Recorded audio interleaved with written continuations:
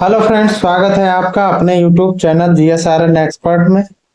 तो फ्रेंड्स, आज की इस वीडियो में बाल विकास एवं शिक्षा शास्त्र के अंतर्गत बालक के विभिन्न आयामों के विकास के बारे में चर्चा करेंगे। तो फ्रेंड्स, यदि आप टेट, सी टेट या बी एड या बीटीसी से संबंधित एस्पिरेंट हैं तो इस वीडियो को पढ़ सकते हैं और वीडियो को स्किप करके ना पढ़ें, और अगर पढ़ना है तो ही क्लिक करें, वरना क्लिक ना करें। तो ये वीडियो काफ़ी हेल्पफुल है, क्योंकि हम इस तरह यहाँ से क्वेश्चंस, स्टेटमेंट, असर्शन और रीजन वाले क्वेश्चंस भी बन सकते हैं। अगर इस प्रकार के भी क्वेश्चंस एग्जाम में बनते हैं तो इस चैप्टर से सारे क्वेश्चंस कवर होंगे, क्योंकि हम एक तरफ से पूरा सिलेबस को चैप्टर वाइज लेकर के हम डिस्कस करेंगे, पॉइंट बाय पॉइंट डिस्कस करेंगे। तो समय को न वेस्ट करते हुए शुरू करते हैं।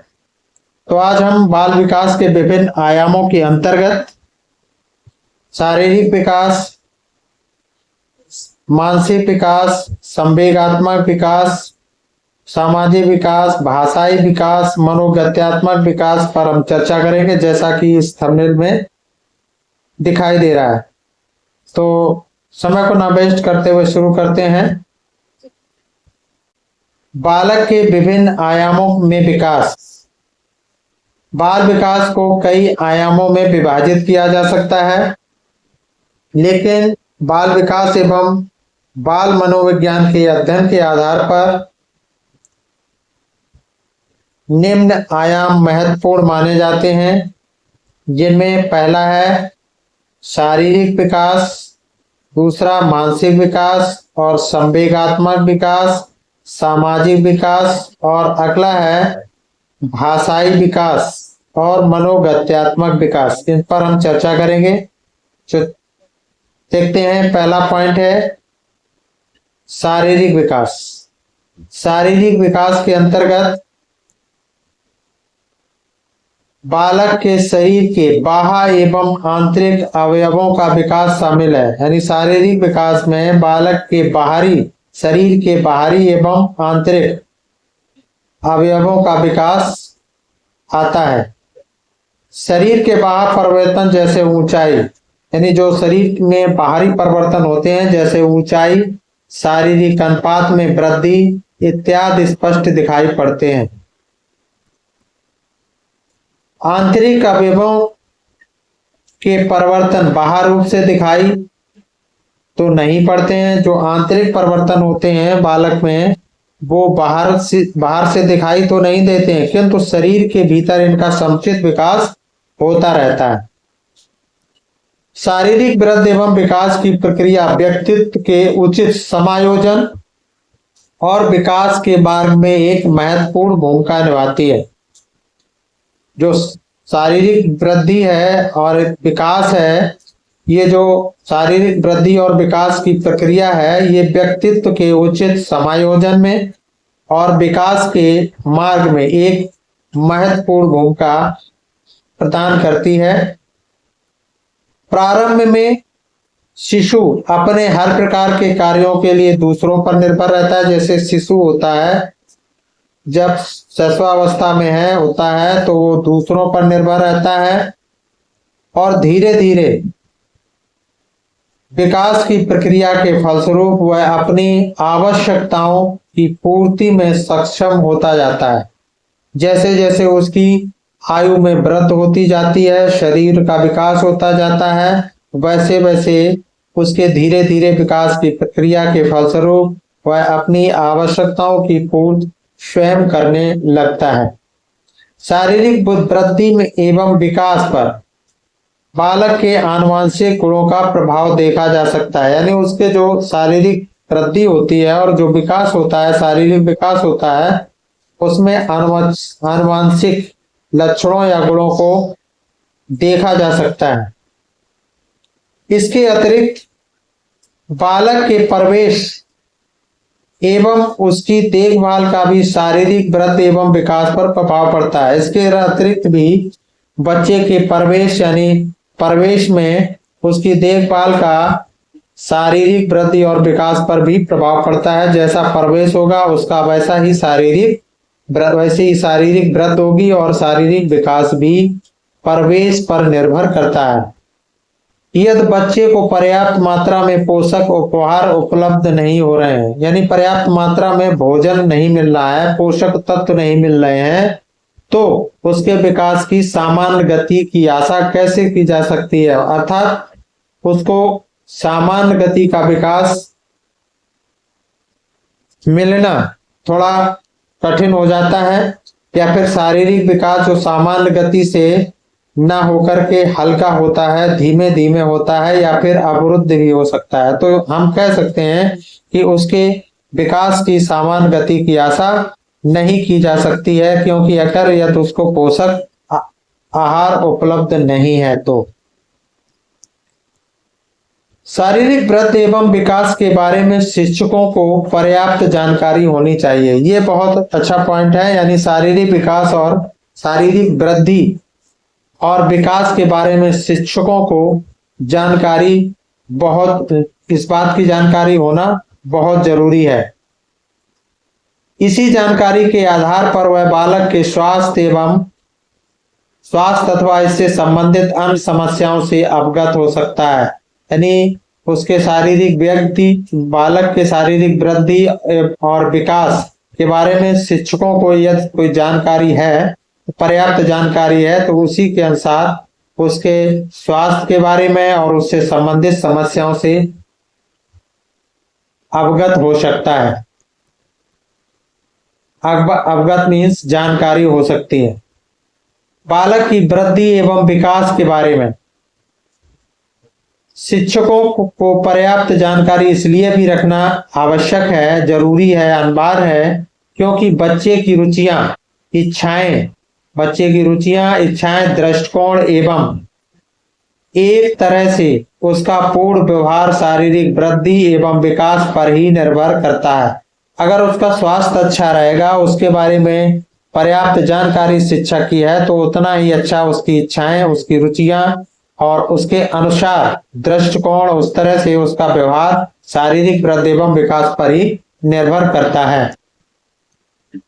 बच्चों की शारीरिक वृद्धि एवं विकास की सामान्य ढांचे से परिचित होकर के अध्यापक यह जान सकता है कि एक विशेष आयु स्तर के बच्चों में क्या आशा की जा सकती है। यानी इससे अध्यापक को अनुमान लग जाता है, यानी शारीरिक वृद्धि और उसके विकास के सामान्य ढांचे की जानकारी अध्यापक को होने से उसे पता चल जाता है कि किस विशेष आयु स्तर के बच्चों में क्या आशा की जा सकती है, उसे कैसे विकसित किया जा सकता है।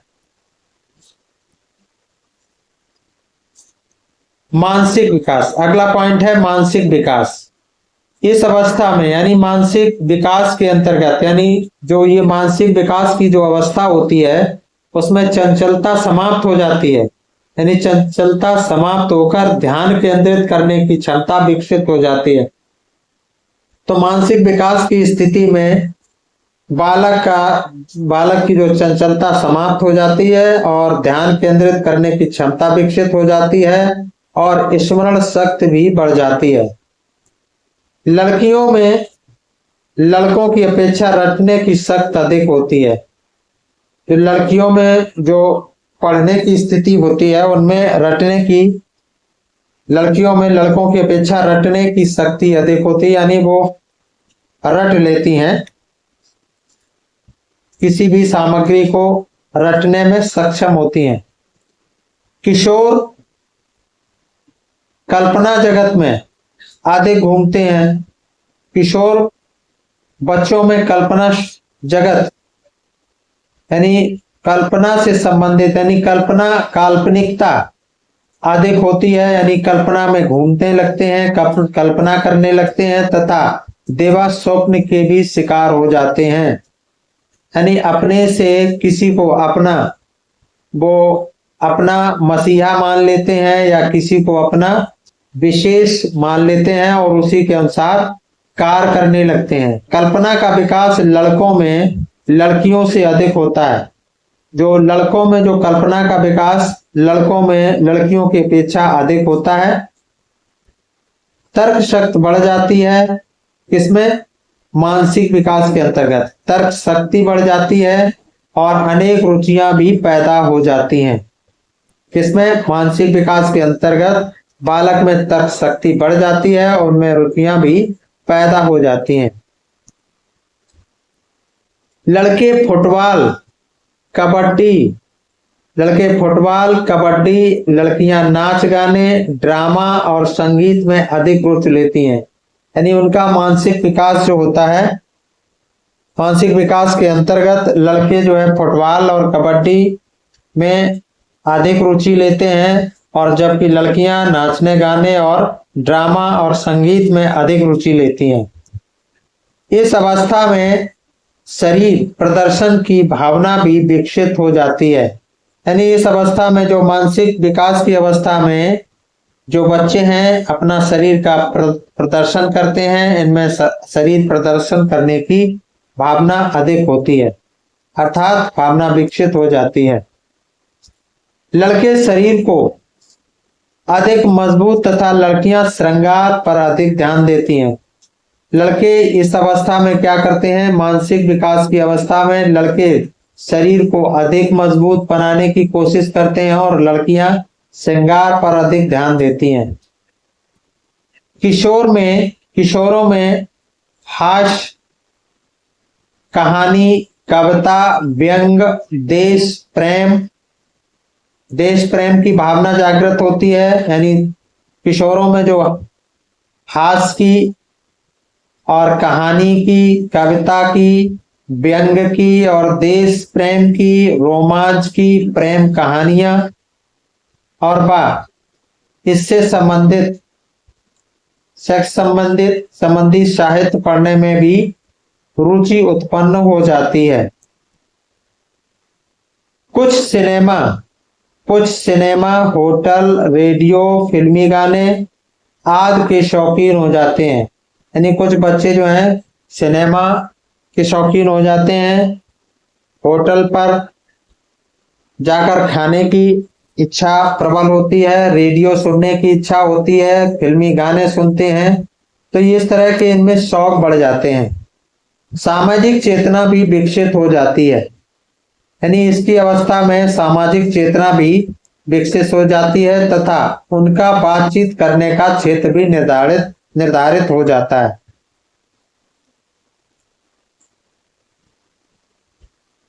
इसके अलावा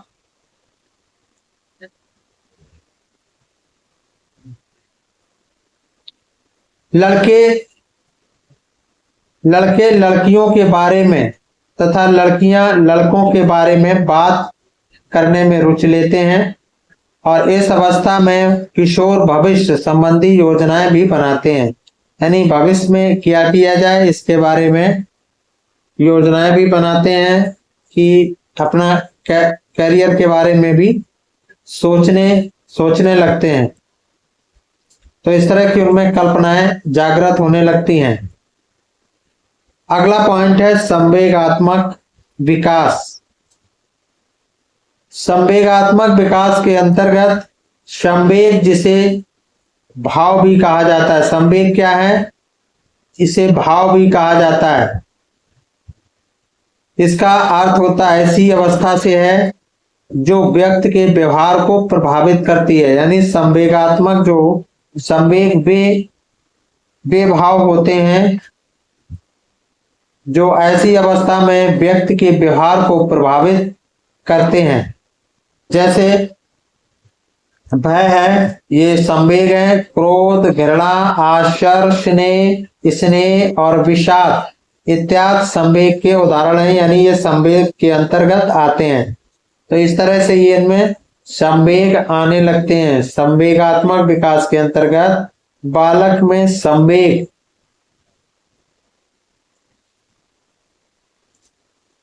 यानी बालक जो है संवेग से प्रभावित होने लगते हैं इनमें संवेग आने लगते हैं, क्रोध, भय, घृणा, आश्चर्य, इस तरह के ये संवेग आने लगते हैं। बालक में आयु बढ़ने के साथ साथ इनमें संवेगों का भी विकास होता है। संवेगात्मक विकास मानव बुद्धि एवं यानी संवेगात्मक विकास मानव वृद्धि एवं विकास का एक महत्वपूर्ण पहलू है। ये जो संवेगात्मक विकास है मानव वृद्धि और विकास का एक महत्वपूर्ण पहलू माना जाता है। व्यक्ति का संवेगात्मक व्यवहार इसके यानी उसके शारीरिक वृद्धि विकास को भी प्रभावित नहीं करता। यानी व्यक्ति का जो संवेगात्मक व्यवहार है उसके शारीरिक वृद्धि और विकास को ही प्रभावित नहीं करता है, बल्कि बौद्धिक, सामाजिक एवं नैतिक विकास को भी प्रभावित करता है। यानी इन्हीं संवेगों के आधार पर उसका नैतिक विकास भी होता है, सामाजिक विकास भी होता है और बौद्धिक विकास भी होता है। प्रत्येक संवेगात्मक अनुभूत व्यक्ति में कई प्रकार के शारीरिक और शरीर संबंधी परिवर्तनों को जन्म देती है। यानी ये जो प्रत्येक संवेगात्मक जो भाव हैं इनकी अनुभूत को होती है और व्यक्ति में कई प्रकार के शारीरिक और शरीर संबंधी परिवर्तन भी होते हैं। संवेगात्मक विकास के कई कारक होते हैं। इन कारकों की जानकारी अध्यापकों को होना चाहिए। संवेगात्मक विकास के जो कारक होते हैं इन कारकों की जानकारी अध्यापक को होनी चाहिए। जैसे भय का कारण क्या है यह जाने बिना, यानी भय का कारण क्या है और यह जाने बिना बालक के भय को दूर नहीं किया जा सकता। यानी भय के कारण अगर उसका कारण नहीं मालूम है तो कोई भी अध्यापक उसके भय को दूर नहीं कर सकता है। तो इसलिए उसके संवेगों के बारे में अध्यापकों को जानकारी होना आवश्यक है। बालक के संतुलित विकास में उसके संवेगात्मक विकास की अहम भूमिका होती है। जो बालक का जो संतुलित विकास संवेगात्मक विकास की अहम भूमिका निभाता है, जिससे उसका संतुलन रहता है, यानी बालक संतुलित रहता है। संवेगात्मक विकास के दृष्टिकोण से बालक के स्वस्थ यानी स्वास्थ्य, शारीरिक विकास पर पूरा ध्यान देने की आवश्यकता पड़ती है। यानी संवेगात्मक विकास की दृष्टिकोण से बालक के स्वास्थ्य और शारीरिक विकास का पूरा ध्यान रखना बहुत ही आवश्यक होता है। बालक के संवेगात्मक विकास पर पारिवारिक वातावरण भी बहुत प्रभाव डालता है। यानी बालक के जो संवेगात्मक विकास पर पारिवारिक वातावरण भी बहुत अधिक प्रभाव डालता है। विद्यालय के प्रवेश और क्रियाकलापों को उचित प्रकार से संगठित कर अध्यापक बच्चों के संवेगात्मक विकास में भरपूर योगदान दे सकते हैं। यानी जो विद्यालय के प्रवेश में है यानी जो क्रियाकलापों के माध्यम से उचित प्रकार से संगठित करके अध्यापक बच्चों के संवेगात्मक विकास में भरपूर सहयोग दे सकते हैं। बालक को शिक्षकों का पर्याप्त सहयोग, स्नेह मिलना उनके व्यक्तित्व के विकास के दृष्टिकोण से आवश्यक है। यानी बालक के व्यक्तित्व विकास में शिक्षकों के सहयोग और स्नेह का यानी जो शिक्षकों का सहयोग और स्नेह जो होता है वो बालक के व्यक्तित्व विकास में बहुत ही महत्वपूर्ण भूमिका निभाता है।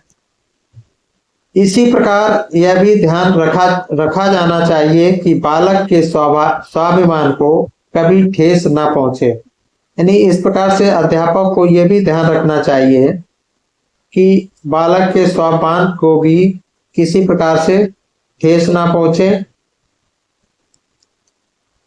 इस तरह संवेगात्मक विकास के कई पहलुओं को ध्यान में रखकर ही बालक का सर्वांगीण विकास किया जा सकता है। इन सभी बातों का ध्यान में रख कर के बालकों का विकास किया जा सकता है।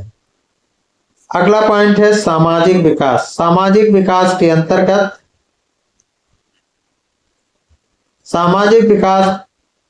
के अंतर्गत अब किशोर की रुचि परिवार से हटकर बाहरी दुनिया की तरफ मुड़ जाती है। यानी सामाजिक विकास के अंतर्गत यानी सामाजिक विकास की दृष्टिकोण से एक किशोर जो होता है उसकी रुचि परिवार से हटकर बाहरी दुनिया की तरफ हो जाती है और इसके बाद वह एक बार को अपने माता पिता के प्रति कठोर व्यवहार अपना सकता है, लेकिन अपने संगी साथियों को नहीं छोड़ सकता। इसके लिए वो अपने माता पिता को भी छोड़ सकता है लेकिन अपने साथियों को नहीं छोड़ता है, या फिर उससे साथियों के प्रति जो अपने माता पिता के प्रति कठोर व्यवहार कर सकता है लेकिन साथियों के प्रति वो हमेशा उनके साथ रहने की कोशिश करता है। माता पिता की सलाह में उसे अपनी आलोचना ही दिखाई पड़ती है। अगर माता पिता उसको सही सलाह देते हैं तो भी उसे ऐसा लगता है कि उसके माता पिता उसे गलत सलाह दे रहे हैं। वह आसानी से आत्मसमर्पण नहीं करता, यानी वह किसी भी बात को आसानी से नहीं मानता है बल्कि अपनी बात मनवाने के लिए जिद पर अड़ा रहता है, यानी जिद करने लगता है किसी काम के लिए, चाहे वो नैतिक हो या फिर अनैतिक हो। हाँ, कुछ मामले में जो बालक है जो समाज के विरुद्ध कार्य तो नहीं करता है लेकिन कुछ मामलों में वह आसानी से अपनी बात मनवाने के लिए जिद करता है।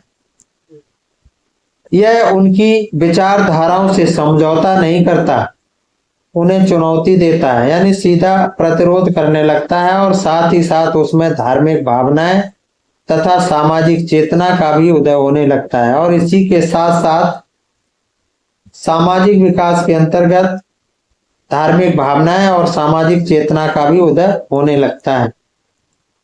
वह समूह बनाता है। अच्छा, वो बालक जो है समूह बनाने लगता है और अपने आप को उसी अधिक संतुष्ट पाता है, यानी उस समूह में अपने आप को संतुष्ट पाता है। इसीलिए वह अपना अधिकांश समय घर के बाहर ही गुजारता है।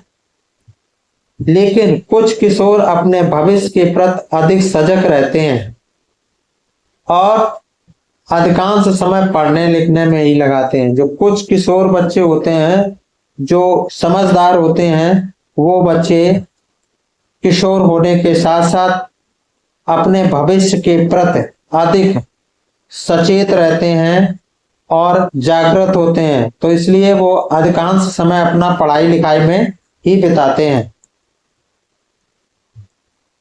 इस अवस्था में किशोर अपने लिए आदर्श चुनता है।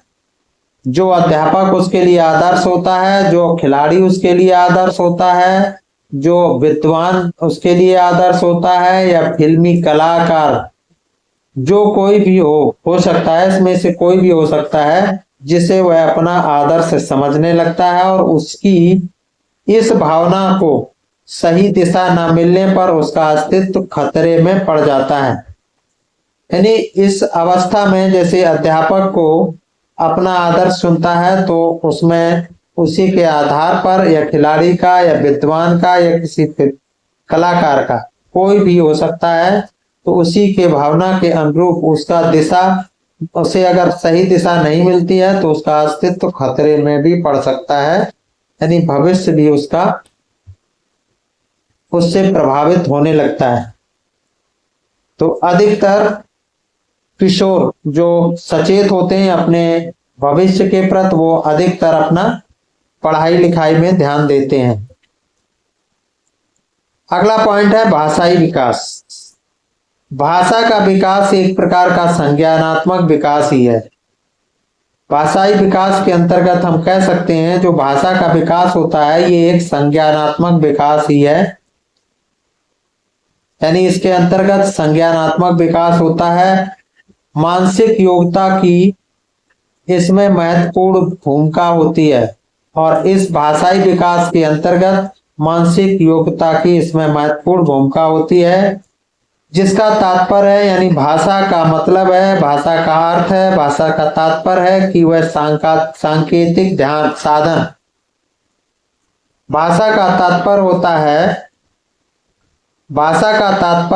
है कि वह सांकेतिक साधन जिसके माध्यम से बालक अपने विचारों एवं भावों का संप्रेषण करता है, यानी विचारों का आदान प्रदान करता है, अपने विचारों को या भावों का आदान प्रदान करता है तथा दूसरे के विचारों एवं भावों को समझने लगता है या अच्छी तरह से समझता है। भाषाई योग्यता के अंतर्गत मौखिक अभिव्यक्ति, सांकेतिक अभिव्यक्ति, लिखित अभिव्यक्ति शामिल है। यानी भाषाई योग्यता के अंतर्गत मौखिक अभिव्यक्ति करने लगता है, सांकेतिक अभिव्यक्त करने लगता है यानी इशारों में बातें करने लगता है, लिखित अभिव्यक्ति शामिल है यानी लिखित बातचीत अभिव्यक्ति आने यानी लिखित अभिव्यक्ति भी शामिल होती है। भाषाई योग्यता एक कौशल है जिसे अर्जित किया जाता है, यानी भाषाई योग्यता क्या है, ये एक कौशल है जिसे अर्जित किया जा सकता है यानी जिसको सीखा जा सकता है। इस कौशल को अर्जित करने की प्रक्रिया बालक के जन्म के साथ ही प्रारंभ हो जाती है। ये जो भाषाई विकास है के अंतर्गत कौशल को अर्जित करने की प्रक्रिया बालक के जन्म के साथ ही प्रारंभ हो जाती है, यानी भाषा को शुरू से ही सीखने लगता है, जन्म के साथ ही धीरे धीरे सीखने लगता है। अनुकरण वातावरण के साथ अनुक्रिया तथा शारीरिक, सामाजिक एवं मनोवैज्ञानिक आवश्यकताओं की पूर्ति की मांग इसमें विशेष भूमिका निभाती है।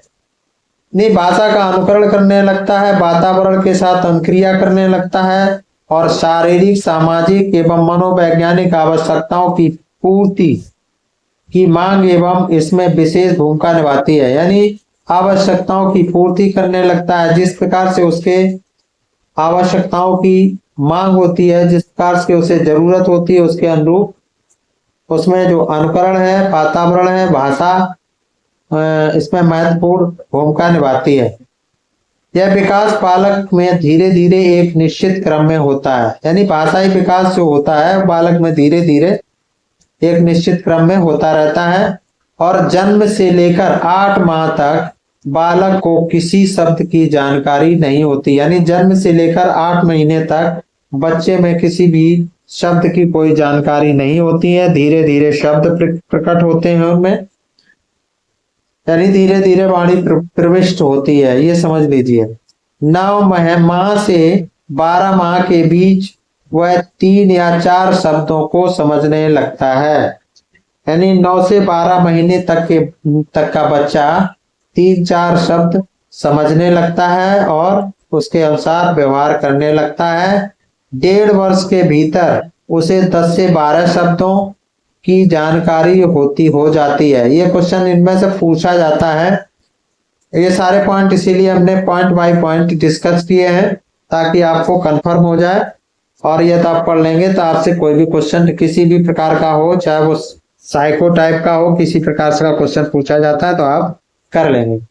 तो 1.5 वर्ष के भीतर उसे 10 से 12 शब्दों की जानकारी होती है। 2 वर्ष की आयु तक उसे 200 से अधिक शब्दों की जानकारी होती है। 2 वर्ष से आयु तक उसे 200 से अधिक शब्दों की जानकारी हो जाती है। 3 वर्ष के भीतर बालक लगभग 1000, ये सारे क्वेश्चन है, तीनों क्वेश्चन बनते हैं यहाँ से।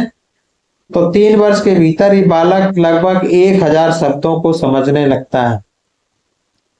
इसी तरह उसमें भाषाई विकास होते रहते हैं और 16 वर्ष की आयु तक बालक लगभग 1 लाख, यह भी इंपॉर्टेंट पॉइंट है, शब्दों को समझने की योग्यता विकसित कर लेता है।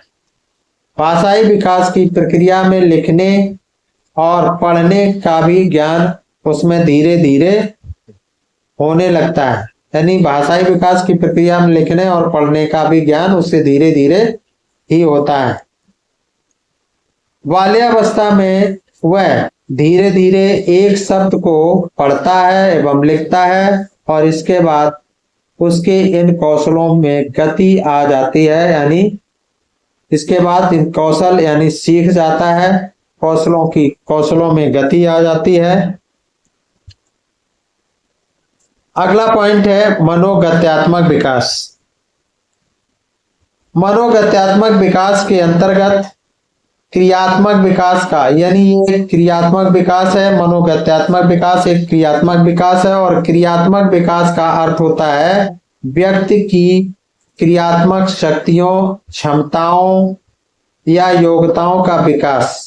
तो मनोगत्यात्मक विकास के अंतर्गत व्यक्ति की क्रियात्मक शक्तियों का विकास होता है, क्षमताओं का विकास होता है और उसके योग्यताओं का विकास होता है।